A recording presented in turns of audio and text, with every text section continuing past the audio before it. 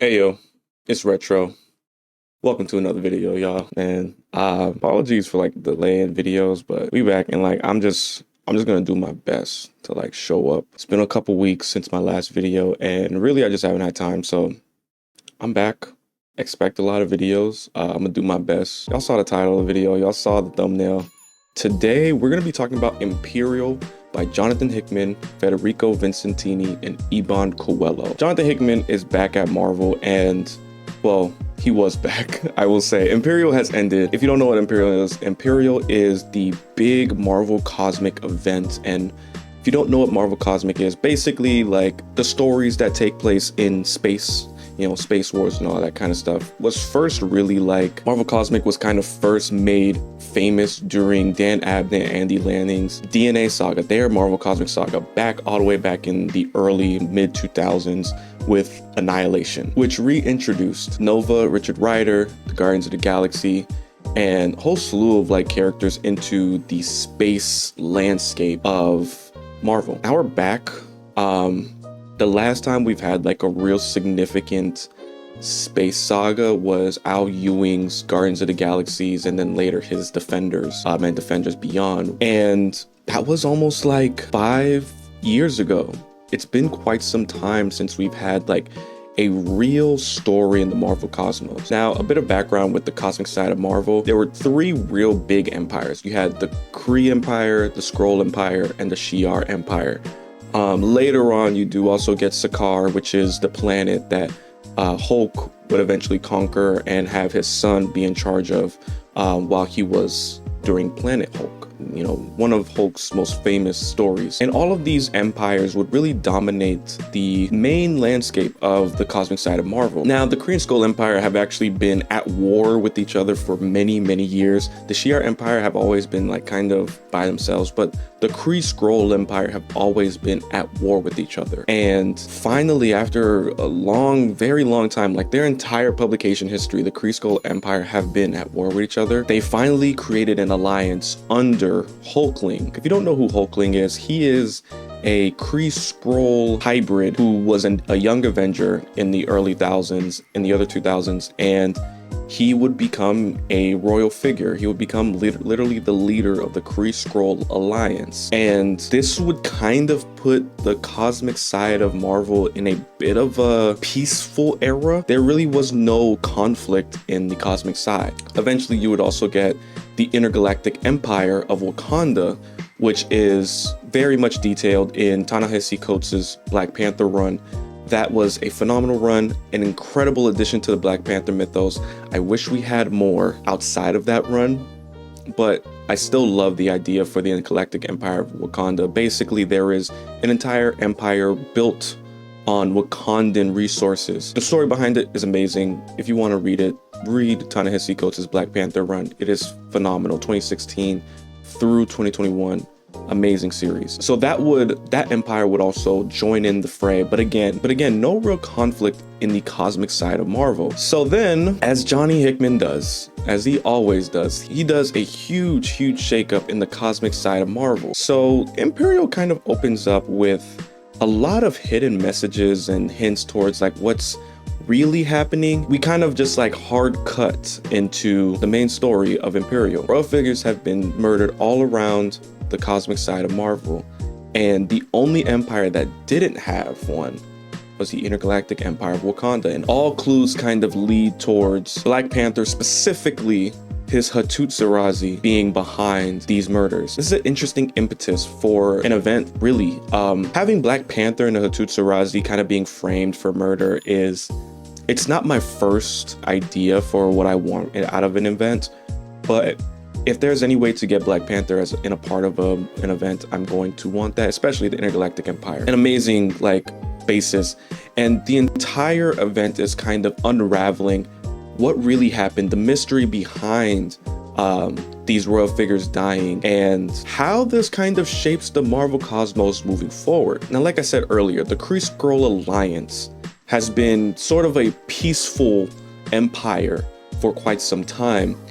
And I love Jonathan Hickman for this reason exactly. He knows how to shake up any landscape, and he does it in a way that makes a lot of sense. Basically, a zealous group of Skrulls defect from the Kree-Skrull Alliance. If you don't know who Skrulls are like a race of aliens that are able to genetically modify themselves, kind of like Mystique, but to the point where they take on the abilities of the people that they take on. That's what we're dealing with, a race of aliens who are able to disguise themselves and wholly shapeshift, not only just appearance but also abilities. This zealous group of Skrulls end up disguising themselves as Hatut Zarazi and end up going around killing these royal figures. They start with Hulk's son, who was, like I said, the king of Sakaar.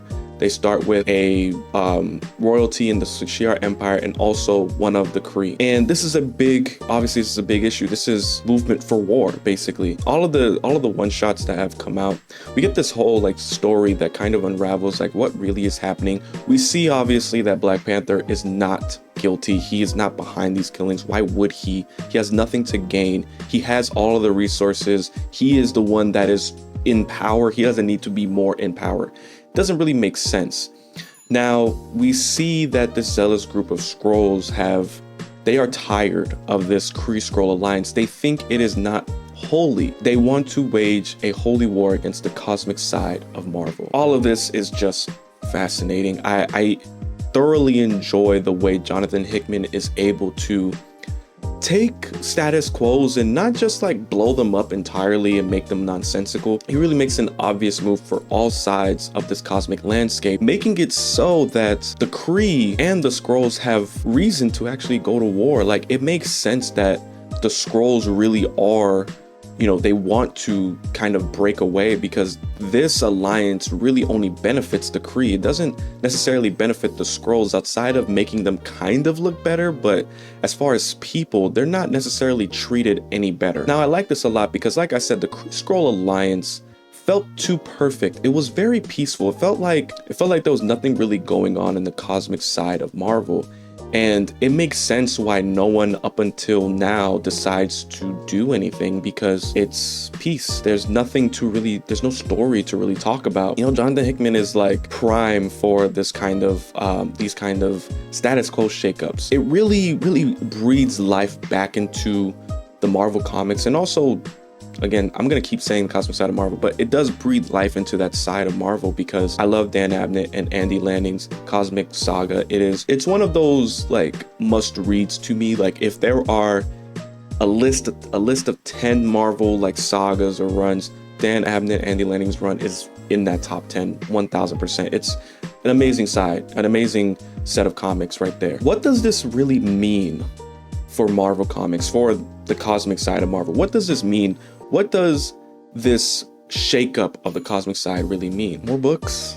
Really? There's conflict in space now. One thing I did enjoy a lot, this whole like conflict is actually really orchestrated not just by this Skrull faction, but also by the Inhumans. We see the entire plan for this, breakout, this, holy war happen when Maximus, who is the brother to Black Bolt, the leader of the Inhumans, he meets up with the Grandmaster to play a game.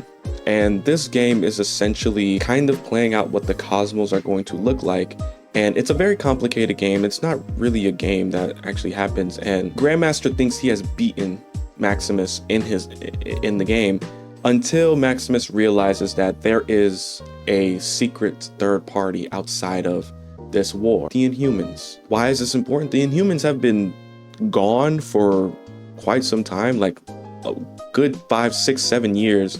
Really, once that Inhumans TV show, I don't know if you guys remember it, but once that TV show kind of flopped, we haven't seen them in the comics like at all. It's very fitting for Jonathan Hickman to bring back the Inhumans in this way, and he uses the Inhumans to not only bring all of the empires back together, but also to put the Inhumans back in a place of power. They have a place of power in the cosmic side again. They are, a legitimate kingdom now, all due to Maximus's grand play against the Grand Master. Outside of new books though, this doesn't really do too much.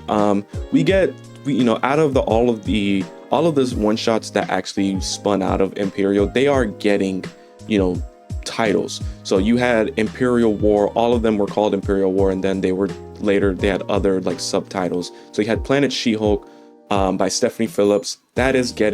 She's getting her own book as well, called Planet She-Hulk. Might not be reading, but you know, Stephanie Phillips is a great writer, so you know, it might be a good book anyway. Black Panther Intergalactic, which is a book I am not only excited for, but also gravely disappointed. It's been 2 years. 1 second. It's been a full year since Black Panther has had a real ongoing title that's not a miniseries. And even it's been a longer time since he's had a series go beyond 20 issues. Black Panther Intergalactic is 4 issues. It's written by Victor Laval and drawn by Stefano Nessi. 2 people I am extremely excited about to write and draw Black Panther, but 4 issues is ridiculously short. Like that is ridiculous. I don't know what's going on with Black Panther. He has in the Avengers run, he is there for 1 issue and then gone for 6, and then he's important for 1 issue and then irrelevant for another 8, while everybody else is kind of, you know, staples throughout that Avengers run. And now it's been a full year. Once Black Panther Intergalactic drops, it would have been a full 2 years since Black Panther had an actual ongoing title. The last one written by Eve Ewing and drawn by Christopher Allen, and that was cut short at 10 issues. A fantastic run, but cut short at 10 issues. Very, very short. It's unfortunate. It's sad, you know, for arguably the most important Black superhero, one of the most important superheroes, period, for Black Panther to stoop this low to only having 4 issues. I am just hoping that it is because Victor Laval only wants to do 4 issues and not because he isn't able to do more. If it's the latter, I'm going to be extremely saddened. We probably won't even know until after the series is finished. I will be there day one. I will be there day one. I will be excited. I will be reading it every single month. I'm excited for this book. I've been wanting Victor Laval to write a Black Panther series for quite some time now. It's just unfortunate that it's only 4 issues. But outside of that, you have Nova Centurion, written by Jed MacKay and drawn by Alvaro Lopez. Prime pick for Nova. Like, Jed MacKay is literally, there is no other writer I would pick to write Richard Rider as Nova. He's kind of in this weird state right now. During Imperial, he had to take on the full brunt of the Nova Force, the leftover Nova Force, and he is alone as a Nova. He is the only Nova Corps soldier left, and, you know, kind of bringing it back to how it was during Annihilation. Very interested to how he takes on this weight again. I hope Jed MacKay does bring some of that 2021 Moon Knight sauce to it, not this recent Fist of Khonshu Moon Knight. You know, it's Moon Knight's still like a good book, but I want the flair that his first Moon Knight run was really bringing. I don't know if I'll be reading it. I'll probably wait until the trade to read it because I'm not the biggest Richard Rider fan, but you know, but yeah, those are the 3 like solid you know, titles coming out of Imperial that have been announced and are coming out very soon. You also have Exiles, which we have no idea what's that about. We also have Imperial Guardians, which again, we have no idea what that's about either. They have been announced. There's no news on who are writing them and who are drawing them. We just have announcements that they are coming out. I don't know what to make of them. Like, it's too early. It's extremely way too early to really say, like, you know, what to expect from those titles, but more cosmic books is always a good thing for me. I think that cosmic side of Marvel is one of the most interesting parts of Marvel, and the fact that it's back is great.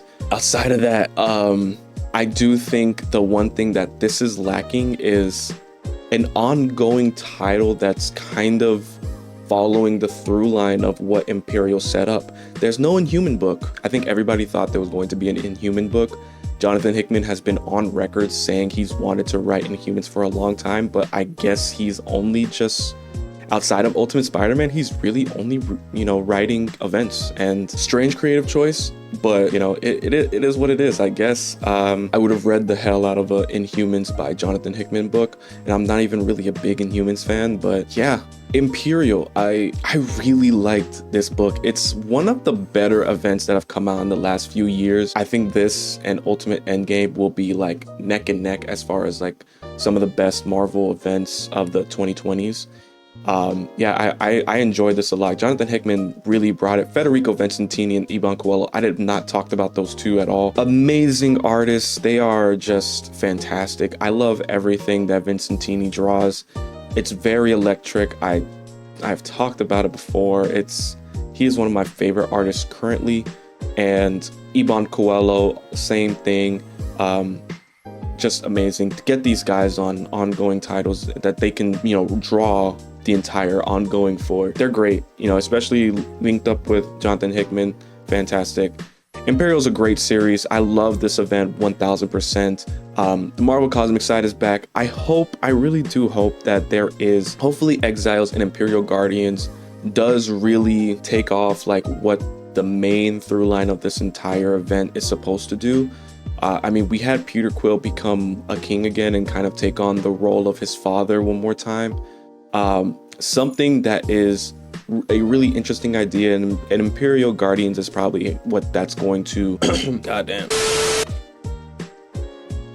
Imperial Guardians will probably be the book that, you know, takes on that plot line, but we will see. We will see. I am very curious about who's going to be writing those. Very disappointed about Black Panther and Intergalactic, but Imperial, fantastic event. I loved every part of it. The Inhumans' role in it was fantastic. The Kree Skrull Alliance being blown up is also amazing. You really can't beat a story that does a status quo shift quite like Imperial, so it's amazing. I enjoyed it. I enjoyed it a lot. So if you are new, please hit the subscribe button, hit the like button. Tell me what you guys' thought on Imperial were. And if you guys are looking forward to the new books, I really am. It kind of sounds like I'm not, but I am. Like I am inevitably, but I'm just kind of cynical. But I am, you know, looking forward to those books. So let me know what y'all thought about Imperial down in the comment section below. Again, like, subscribe, and I'll catch y'all in the next video, man. Peace.